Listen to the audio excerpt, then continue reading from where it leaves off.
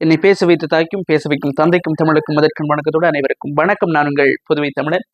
மற்றும் இன்றைய காணொலியில் நம்ம எதை பத்தி பார்க்க போறோம்னு சொன்னா, நாளைய தினம் இலங்கையில மிக முக்கியமான ஒரு தினம் என்னவென்று சொன்னால், பாராளுமன்ற உறுப்பினர்களை தமது மாவட்டம் சார்ந்த பிரதிநிதிகளை பாராளுமன்றத்திற்கு அனுப்புவதற்கான ஒரு தேர்தல் நடைபெற இருக்கின்றது. ஸோ அது ரிலேட்டடா ஒரு சின்ன குட்டி கதை ஒன்று பார்க்கலாம்.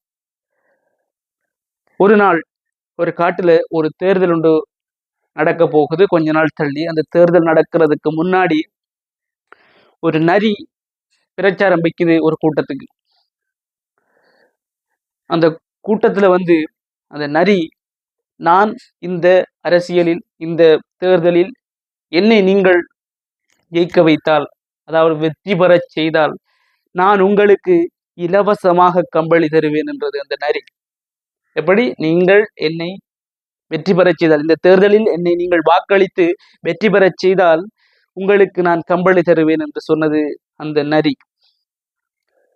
கம்பளி எங்கிருந்து வரப்போகிறது என்று தெரியாத செம்மறியாட்டு கூட்டங்கள் அனைத்திற்குமே தலையசைத்தது, நாங்கள் உங்களை வெற்றி பெறச் செய்வோம் என்று. நன்றாக சிந்தித்து பாருங்கள். அந்த செம்மறியாடுகள் அந்த நரியை வெற்றி பெறச் செய்தால், நரி சொன்ன மாதிரி கம்பளி கொடுக்கும். கம்பளிக்கு தோல் எங்கிருந்து வரும் என்பதை அந்த செம்மறியாடுகள் உணரவில்லை. செம்மறியாடுகளில் இருந்து தோல் எடுத்து அதை கம்பளியாக மாற்றி மறுபடியும் செம்மறியாடுகளுக்கு வழங்க போகிறது அந்த நரி. அதுபோலதான் இது செம்மறியாடு நரி பற்றிய கதை இல்லை. நரி என்பது நம்மை ஆளுகின்ற ஒவ்வொரு ஆட்சியாளரும். செம்மறியாடுகள் நாம இருந்தால் அந்த தோல் நாம கட்டுகின்ற வரி.